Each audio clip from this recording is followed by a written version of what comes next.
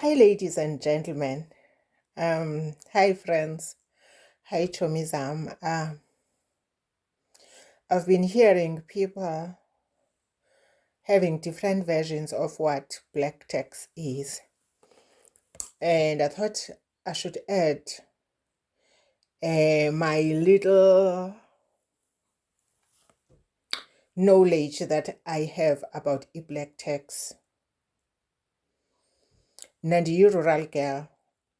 I was born in the Eastern Cape, and utata wam was he used to be working. He used to work at Agama, Ezwelicha, and he was a supervisor there. My father used to say he was educated in his own right, and wayeqhele ukundithiza and say, even if I think I'm educated, I will never be more educated than Yena, because Yena wafundi Latin, of which he was right. I knew nothing about Latin.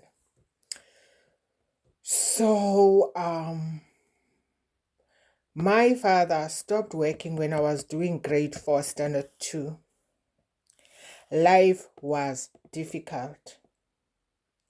For us to eat, mother, umamam, kwakufuneka hamba yokwenza small jobs like ukutyabeka elalini. My mother was a woman who worked hard. Wayesisiquququ running away. Wayengonqeni. So for us to sleep, to have something to eat, silale sityile, my mother wayesenza loo nto, and I watched this, and deep down in my heart, I hated poverty. I hated poverty, and I never wanted to see any sibling of me facing poverty. That was, my father stopped when I was doing standard 2, right? Grade 4. Then we continued. If we were not supported by my mother's family, God bless omakazi bam, especially uNosipho. She tried her best. Wayesithengela nempahla ngeChristmas. I was still growing up, not knowing what was going on. I didn't have shoes. In the morning, kwakungekabikho nee-taps that time, I would walk barefooted eqabakeni in the snow and go and get water before going to school. As a girl in the family, where there were no boys, I had to do the boys' work. In the morning, I was forced to go, and when my father was milking a cow, or someone else who was helping, when my father was looking for a job after he stopped, because there were some attempts where he tried to work, like he went to Nice now, he tried to go and work in Dimbaza, factories, but was not successful. But he would use me as the boy. I would herd livestock with him. Xa elima, ndibambe ndibe lapha phambi kwenkomo, ndizirhuqe, ndizitsale, ndikhokele, kuthiwa kukukhokela, in front of the cows as a girl child and as a woman. And that was rough, because my father, when he was in that mood, he was like a soldier. Those who know my story, or who are used to listening me to talk about my upbringing, will know that my first brother, may his soul rest in peace, was born December 1979. So I was the one doing the boy jobs on his behalf because he was still young. I was not so good in the domestic work for girls in the kitchen, but that, for me, it has revealed the person that I am. I don't like boundaries. I don't like to be limited. I don't want to be told what to do. I do what I like, or what I feel is right. So I did like this, but it was painful when someone was milking the cow and I'm holding the calf. You would hold the calf. I don't have too much strength.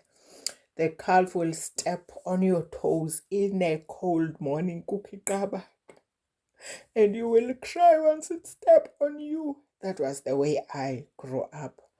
I couldn't milk the cows because my hands were always like this. So I couldn't do it even though I wanted to. So that's how I grew up. When I was doing grade 10, standard 8, my mother got an accident and her arm was crushed into pieces. Again, wayeyotyabeka komnye umzi phaa elalini as she was doing that work to support us. She fell badly, and after she fell badly, unfortunately, that was for me the first time that I experienced how people can be mean. That was my first realization of people and the attitudes of people when you are in trouble.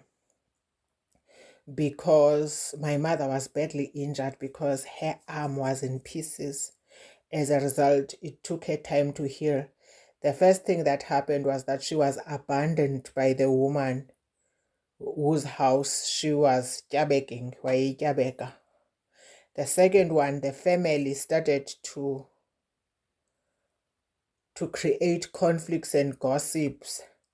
There were rumors that my older sister has said my mother has been bewitched. All those things. Again, for me, that was a taste of what life would be. People wait for you to be in trouble, then they start conflict. Toxic people who have a conflict within them would do that, all of those things.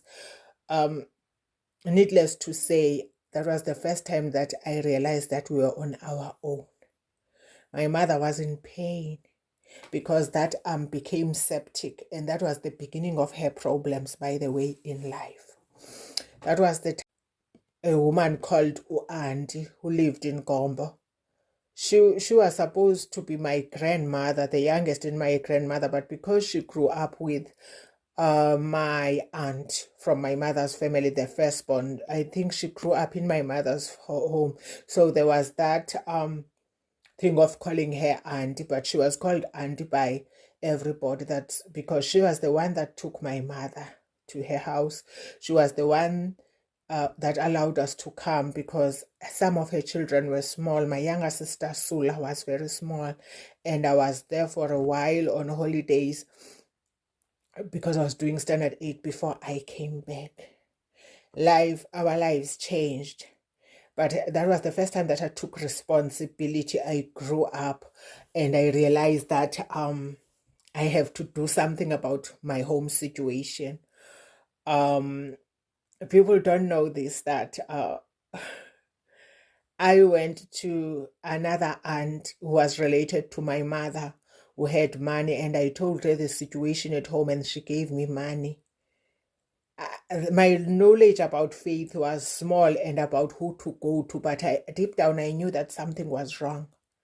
At that time I was 14, about to turn 15.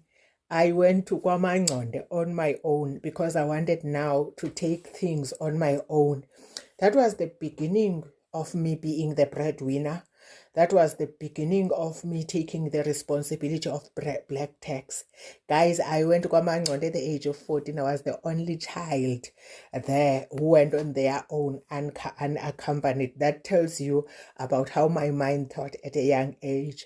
I would like to reveal that I grew up being the smart child here at school and everywhere. I was the smartest. I was very smart even on things that can be detrimental to me because I registered even the abuse my mother suffered. I knew who came and who insulted her. And people who are evil knew that I know, but they started to criticize me. How, as a child, do you become nice to the people who were abusing your parent, who were insulting your mother, who were threatening to beat her? People can drag toxicity from generation to generation, not knowing that it is unhealthy. People thrive in negative attitude, thrive in ekutshutshiseni abanye abantu. And they think it is acceptable that they must chuchisa other people, but it is not acceptable that you must chuchisa. So for me, I didn't take it from a young age. I would keep quiet, but not talk to them, showing them that I don't like what they are doing. And as I'm growing older, I've become verbal. And one of the things that happened, of which I'm not proud of, I had to beat one of them. And it was a situation where I lost my temper and all the bottled trauma went out and I almost killed her. That was the mixture of anger and trauma because I've seen my mother being a puppet and my mother not fighting back and saying, my children, let us keep quiet, God will fight for us. I didn't want God to fight for us. I wanted to fight them and beat the hell out of them. But that incident on its own taught me that you can kill a person if you are angry. As a result, I don't touch people. I look at them, and when they provoke me or begeza, I pray that my bottle doesn't become full.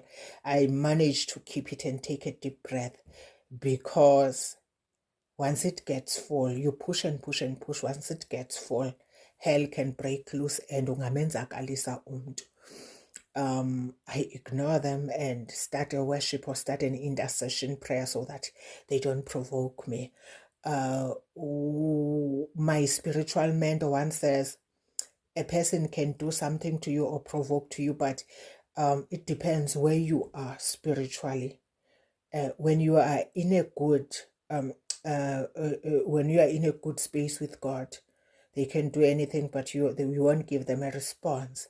But once you are not in a good relationship with God, like you are depressed, you are going through your own stuff, then you can ungamenzakalisa umntu. I had my own problems. I was a teenager. Then she comes to provoke me, to tell me that I didn't greet her. She was being used by the people who are still toxic even today. They see they are not winning, you know. Uthixo nguThixo wethu sonke, you know. You can do anything to a human being, but kugqibela uThixo ezimpilweni zethu. I had a friend, a Chinese friend, so I realized this, just like faith, it cuts across cultures, this thing, yebhotile egcweleyo. My Chinese friend used to say, Ujin, you can provoke her, but you must pray that she doesn't, again, similar to a bottle, the bottle doesn't get full, because if the bottle gets full, hell will break loose. So I've learned to control the bottle because I know how wild I can be, how I can be an animal, especially if you've been abusing me all these years, and you continue, I might harm you. Continuing with the story, my mother stayed in hospital maybe 6 months because her arm was injured, and unfortunately when she came back, her arm was not working, and that was the beginning of her again, her fingers getting like this, getting rheumatoid arthritis again. The same family, paternal family, started to say she is cursed.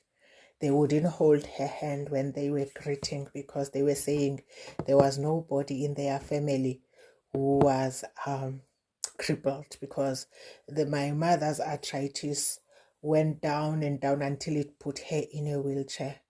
Again, saying that is careless, because you don't ever laugh at a person because of sickness. It says something about your reasoning, your mental health as a person. It says you are sick, because we don't ask to be sick, but because